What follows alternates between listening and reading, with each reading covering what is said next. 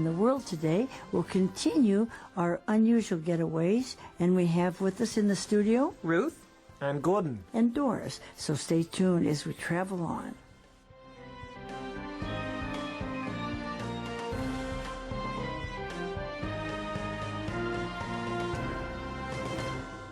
Ready for our travel article today, Ruth? I'm ready. I have my suitcase packed. Well, Ruth, you've been to so many countries. Have you ever counted how many countries you've been to?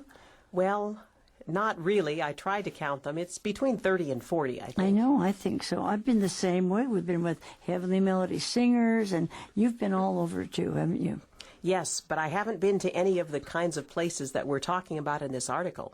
Well, Gordon, now he's a little bit younger than I am, so maybe he hasn't traveled that much. But how many countries have you been to, Gordon? Do you know? I recently went to Japan, and it's hard to count countries because I'm from Europe, where some of the countries merge in. Oh, that's true. I think Japan was the 30th country I've been to. Did you like Japan? Yeah, I did like Japan a lot. It was very different from anywhere else I had seen. There's so many good places to travel to. They're all unusual. So if you want to go someplace that you find interesting. We'll introduce you to a few places and some things we like about it. But unless you have quite a good salary, you won't be able to afford these. That's right. But it's still fun to read about them. Right. So these are unusual places that people don't usually go to.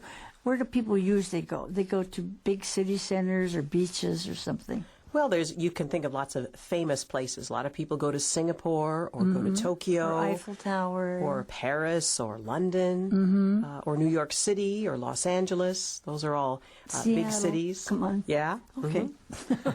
But it's not just big cities. People often go to the beaches. They do, yeah. So in Asia, people go to Bali a lot, right? They go like scuba diving. Yeah. Philippines, a lot of places. Or people go to Yellowstone Park, which is right near where I live. And they stop by and see Ruth. That's right. Well, today our article is on, we're starting on page 26 today. Yesterday we did page 25, but this article is about places that are very luxurious, but they are also what? They're also all-inclusive. So you don't have to spend any money after you just pay what you pay for one night.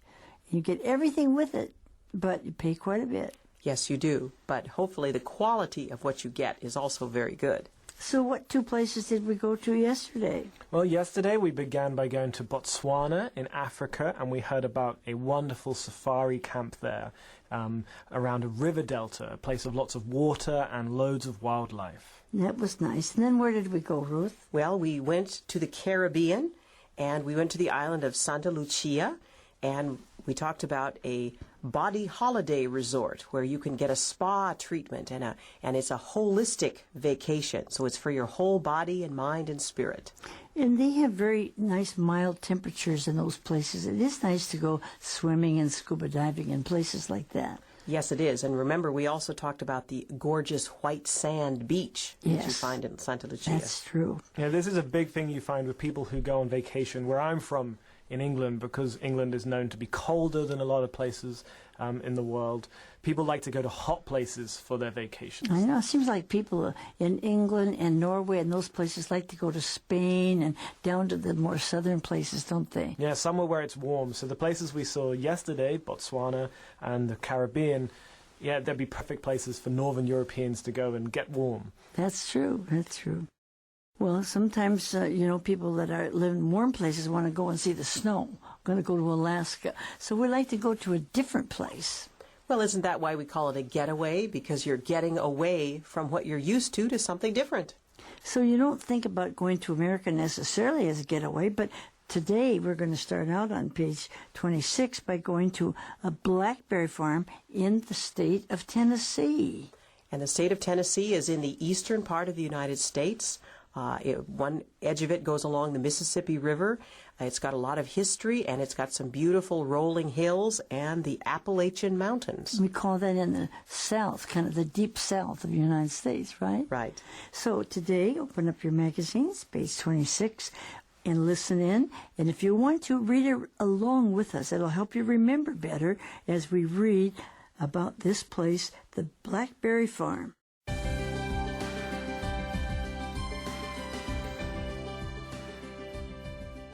3. Blackberry Farm, Tennessee. This elegant retreat in the Appalachian Mountains is an exclusive foodie destination, drawing well-heeled guests with its all-inclusive farm-to-table fare.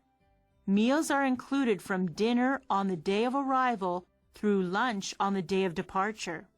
Snacks and non-alcoholic beverages are also covered.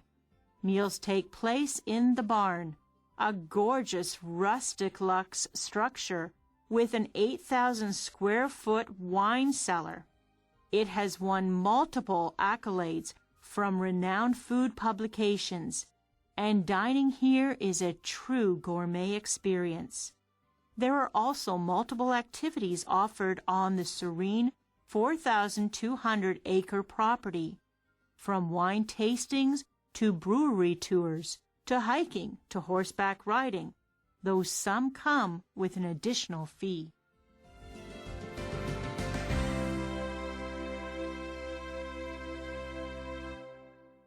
And this particular blackberry farm is an elegant retreat. Usually when you think of blackberries and a farm, you think of something that's kind of rustic and plain. But this is an elegant retreat, a place, again, with luxury. Well, it's in the Appalachian Mountains. Now, those mountains are not as high as the mountains on the West Coast. I mean, we always call those hills. We kind of laugh and say, you call those mountains? We call those hills, because they're not really high mountains, but they're pretty high hills. They are, and they run along the east coast of the United States. There's actually a very famous trail that people like to hike called the Appalachian Trail that goes all along them. Yeah, I think that would be interesting for people to go there. But some people want to go there because of the food. And they have this word foodie, which is a word that they've used a lot the last few years, but it's kind of a new word in a way. What is a foodie? A foodie is someone who enjoys food a lot, who loves food. And when you read about restaurants and different kinds of cuisine, they talk about this is, something foodies really enjoy. Are you a foodie, Gordon? I certainly like food, like most people. I wouldn't call myself a foodie because I think of foodies as people who maybe are like experts in food, or they'll go out of their way to find like the really nice places. Well, some foodies go to those food carts that come along the street and just like to eat all those big hamburgers and hot dogs. We call them foodies too. But people who really, really enjoy their food a lot. That's right. And I think they also enjoy trying new kinds of foods or in new combinations. They look for the new restaurants that have the fancy kind of cuisine or different kinds of food. Yeah, I think that's certainly right. I think you can tell if you're a foodie if maybe at the weekend you're out and about and you want to find somewhere to get something to eat, and what you'll do is you'll go on the internet and you'll find like the nearest place that's kind of new and exciting. French restaurant, Spanish restaurant. Yeah, exactly. Whereas I might just be like, hey, there's a cafe over there, let's go over there. Yeah. So noodles sounds good to me. Yeah. But anyway, this place here is for well-heeled guests. Now, that's an expression that we all know it means people that have quite a bit of money. Why do we call them well-heeled? Maybe because they have very expensive shoes? I guess so. But do you know that expression? Do you use that in England, well-heeled? Yeah, I've certainly heard the expression before. I don't know the origin, but yeah, I imagine the heel is the back bottom part of the shoe. So well-heeled very solid, is someone who could afford to keep their shoes in good condition. So if somebody's well-heeled, it means they're well off or they have quite a bit of money. Well, maybe it's possible, too, as I remember reading that it used to be only wealthy people who had heels on their shoes. Other people just wore flat ones. Some places don't even have shoes, Ruth, right? I know, that's true. Okay. But anyway, it's all-inclusive farm-to-table fare. Now, farm-to-table. This is becoming quite popular these days in ecotourism, and basically the farm will grow the food or get all the food from local farms, and then they'll use their own produce to create your meals. And fare is just the food. Fare just means the food. The food, the things that you eat. So these meals are included from dinner. The day you get there, you have dinner. And you even have lunch just before you leave. Now, if they're trying to make money, they'll say you have to leave before lunch. But no, you eat your big lunch before you go. So there's a lot of good food there. That's right. And I'm sure that it doesn't say how long you can stay. I'm sure you can stay as long as you can afford to. So they give you dinner when you arrive, and they give you lunch before you go. And they also have snacks. Mm-hmm. They have little potato chips and Coca-Cola and all that kind of thing you can have, right? Well, I would imagine it would be probably homemade things. You know, we talked about farm to table. Maybe it would be Lemonade? fresh tomatoes from the garden or fresh berry tarts or something. Lemonade, homemade lemonade. Could be. Mm-hmm. Non-alcoholic beverages are also covered, see? So that's pretty good because, you know, you always feel more like eating when you're relaxing on a vacation. Right. And remember when we talked about the resort in Santa Lucia, it said that wine and cocktails were Right. included. Those are alcoholic drinks. Here in Tennessee, you only have the non-alcoholic drinks like lemonade and iced tea and Those things. are a lot cheaper, too. They are. Well, in fact, you know, Ruth, we found out the place up there in Santa Lucia costs $2,000 a night for a standard room, but down here in Tennessee, it's only $1,300 a night. Wow. Only. Only, but it's cheaper, right? Well, it's certainly less money than the previous Right, resort. a little bit less, right? But it sounds like you're not going to go hungry when you're here. You can No. get snacks whenever you want, and there's plenty of big meals. And where do you eat those meals? Well, meals take place, or meals happen in a place called the barn, which is a rustic luxe structure, meaning that it's probably very big, it's gorgeous, it's well designed and decorated.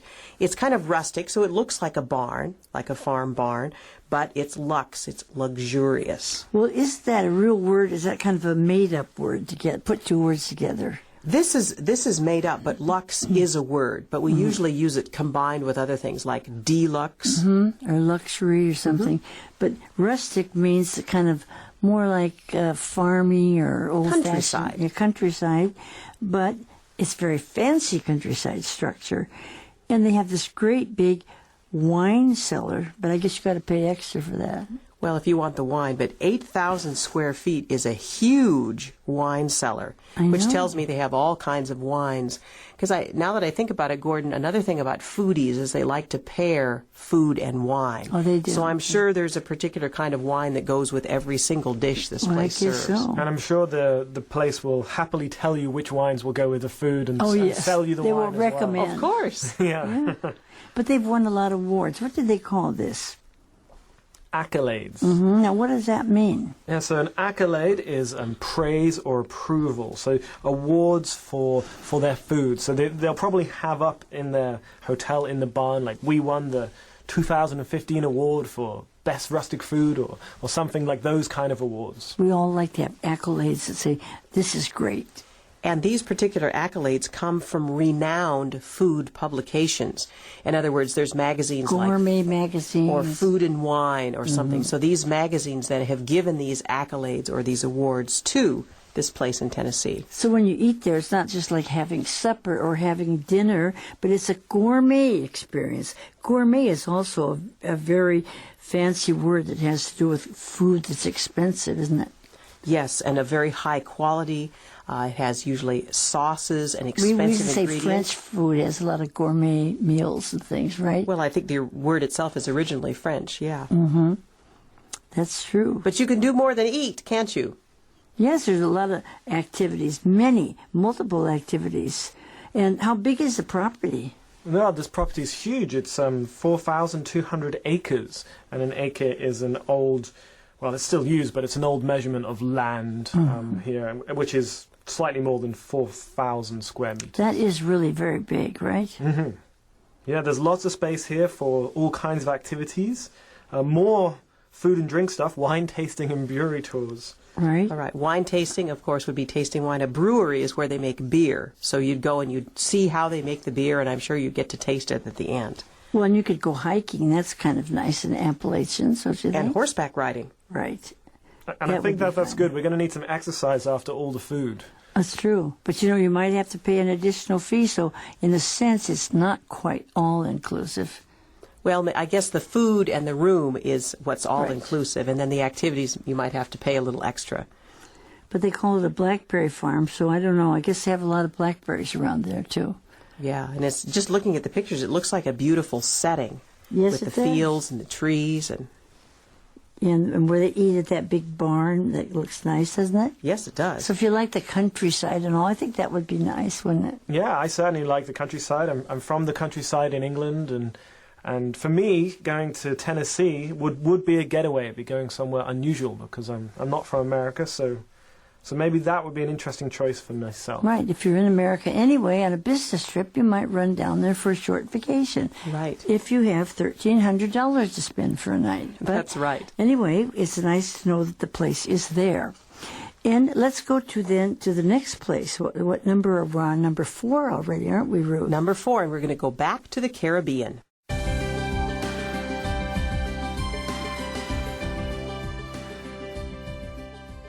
4. Galley Bay Resort and Spa, Antigua. In the Caribbean, many properties fall into one of two camps: big, all-inclusive mega resort or tranquil, rustic luxe retreat. It's a rare property that combines the best of both worlds. But Galley Bay does it flawlessly. The relaxed, tranquil environment of this adults-only boutique resort is a major part of its appeal. This isn't Antigua's fanciest property, but it doesn't need to be. Simple Caribbean style. Think thatched roofs, stone and rattan. A truly gorgeous beach. And all-inclusive food that's better than average for the island. Make for a winning combo.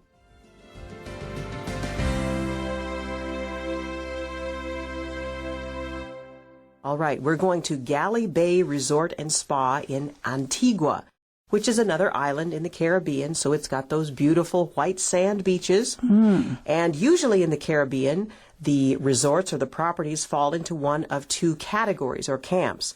They're either a mega resort or something like a rustic retreat. They're big and they're all-inclusive. Now, all-inclusive means that you get your food and your recreation and just everything. You pay for it at one time. And you know what? This place is only $1,000 a night. We're going down cheaper. Maybe so, yeah. So you could go to the mega resort that's huge. Many, many people stay there. Or a tranquil, a quiet and peaceful place that's rustic looks, like we talked about when we talked about Tennessee.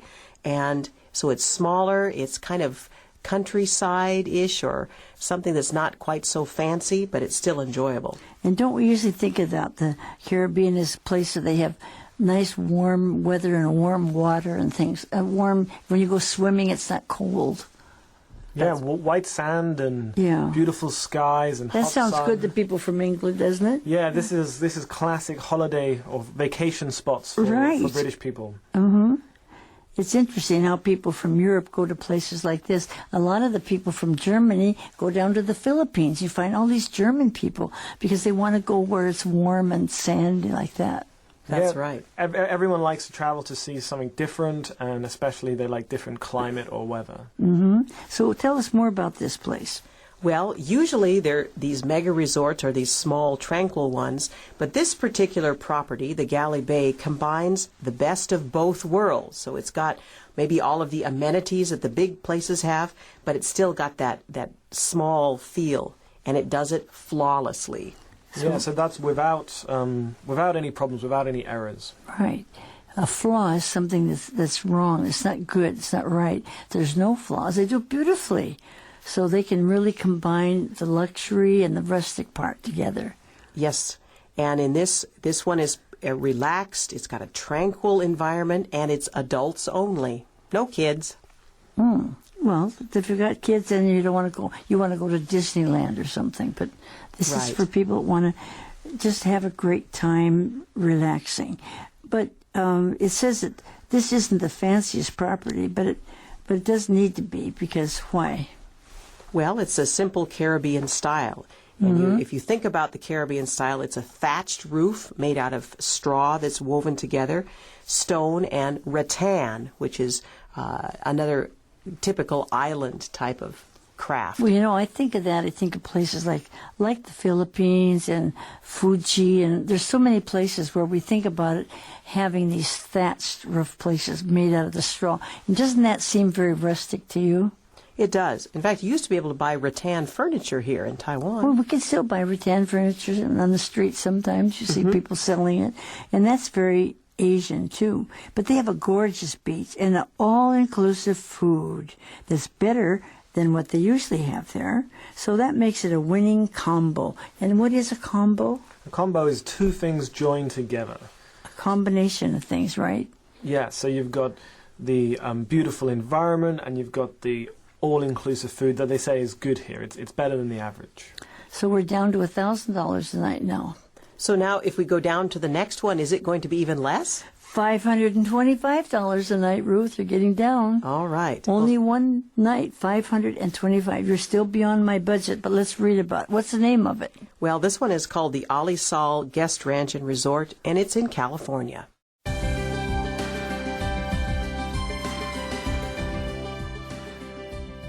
Five, Alisal Guest Ranch and Resort, California.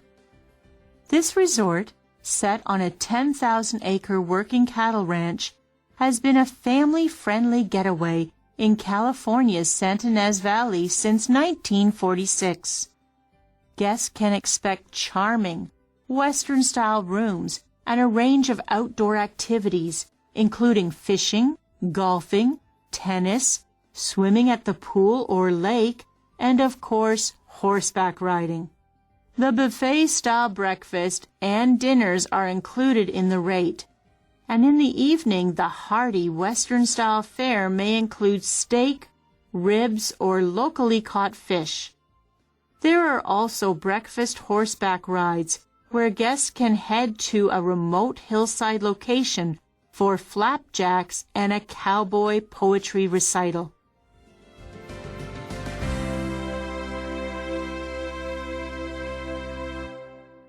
We talked yesterday a little bit about a dude ranch, and that's where we're going today in California. And this resort is set on a 10,000-acre working cattle ranch. Yeah, that's fascinating. We've been to the Caribbean twice, and we've been to Tennessee. Now we're going back to America, but this is the west coast of America, California. Well, you remember the last place didn't allow children, but if you have kids, you might want to go to this one. And besides, many people like to travel to California, so you're already there, maybe for business or something. Then you can go on down to or go to this place. It's just a little bit north of Los Angeles, isn't it? Yes, and it's called a family-friendly getaway. That means everyone in the family is welcome. It's in California's Santa Ynez Valley, and it's been there since 1946. Now, it's pretty big, too. How big is this place? 10,000 acres. So this is huge. The place in Tennessee was just over 4,000 acres. Yeah. This is like more than double that. Big cattle ranch, so that's quite a big ranch. And it's a working cattle ranch. That means it's still in operation. They're still raising cows and they're raising cattle, and they're moving around to different pastures, and they're rounding them up and branding them and everything that you do on a cattle ranch. And kids would really like this. This is a family-friendly getaway. So if you're with your family, take them there. And this has been going on there since 1946. Yeah, that's over 50 years now. And it says the guests can expect a charming Western-style rooms. So they're going to be very quaint and lovely and comfortable.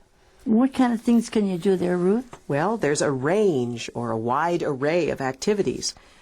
Again, outdoor activities. You can go fishing, golfing, you can play tennis, you can go swimming at the pool or the lake, and of course, horseback riding. You know, a lot of people from Asia especially like to go places, especially the men, where they can go golfing. And, you know, wherever it is, they say, well, if they have a golf course, they'll go there. But the wives might be busy taking the kids to the swimming pool or something. And there's a photo of this place right here, isn't it? Yes, you can kind of see the pool there in the front of it. It looks pretty nice. It looks lovely. It's empty there, but I imagine it gets pretty busy with all the people staying at the ranch. Right, and then they have this buffet-style breakfast, and that means, you know, you just go through and you could eat everything that you would like. They have big buffet styles. That's nice for breakfast. Yeah, you get your plate and you pick out whatever you want to eat. And I think it says the same as for the evening as well. The dinners are they're included in the rate. They're included in the cost of staying. Well, and they say they have a hearty, which means kind of a very solid, usually including meat and everything, a Western-style fare, which we always think about steak and ribs and things like that. Yes, and in fact, that's what it says it is. Because when it's hearty, that means it fills you up. There's a lot of food. So it's potatoes and meat and things that make you feel full. And the steak is there. Of course, you'd expect that on a working cattle ranch, wouldn't you? Of course you would, right? But it's interesting that you can also, you don't have to eat the buffet. If you want to go on a breakfast horseback ride, you go way out someplace in the wilderness and they have somebody cooking over there, probably an outdoor fire or something. They have flapjacks, which are just like pancakes, right? Yes, that's the Western term for pancakes, is flapjacks. So you can go out and have pancakes out in the wilderness someplace. And I don't know what about a cowboy poetry recital is. I've never heard of that before. I didn't know that cowboys like to recite poetry, Ruth. Well, I think they do. And They like to sing songs with their guitars. well, all a song is a poem set to music, right? I guess so, right? Yeah, That would be maybe fun. they're out herding their cattle and they're just seeing the beauty of the environment. They're writing poems in their head, and here you can have breakfast and listen to the cowboys recite some poems to you. I bet they play their guitars and sing too. They usually do that in these places. I would think so, yeah. Cowboys love their guitars. Yeah, well, I would hope that the holidaymakers get to hear some songs as well. Right. So this sounds like kind of an interesting place. It's only $525 a night, Ruth. That's right. Well, it's interesting if you think about all these different places that we've talked about. They are very diverse, meaning they're all very different and interesting in their own way. But remember, there are some other places like in Asia, a lot of people go to Club Med, and you can get much, much cheaper than that. You can also have all-inclusive. You can go to Malaysia or the Maldives, and I've gone to some of those for much, much less money. So wherever you go, find a getaway that suits you and suits your pocketbook, and have a good time this summer. Yeah, that sounds great. I definitely consider an all-inclusive vacation for the future. So would I. So, Doris, which one of these places did you think sounded the most interesting? Well, of course, one has scuba diving. That sounded fun to me. But I think they all sound rather interesting. But I kind of like to see all those animals in Africa. But the Caribbean has nice weather. Caribbean does, doesn't it? Yes, it does. I mean, What about you, Ruth? It would be hard for me to choose, although since I live in America, I would probably choose something that's outside of America. Well, that's true, right. What about you, Gordon? I'm going to pick the Botswana River Delta. Well, that's okay, yeah. I've seen it on the TV, and it does look amazing. So It does. I want to see all those animals. Save your money. Yeah, Okay. maybe. Yeah, right. Okay, so thanks for being with us, and thank you, Gordon and Ruth, and all of you who are listening in, our friends for life. Listen in regularly, and all kinds of unusual lessons get away with Advance. We'll see you next time. Goodbye. Bye. Goodbye.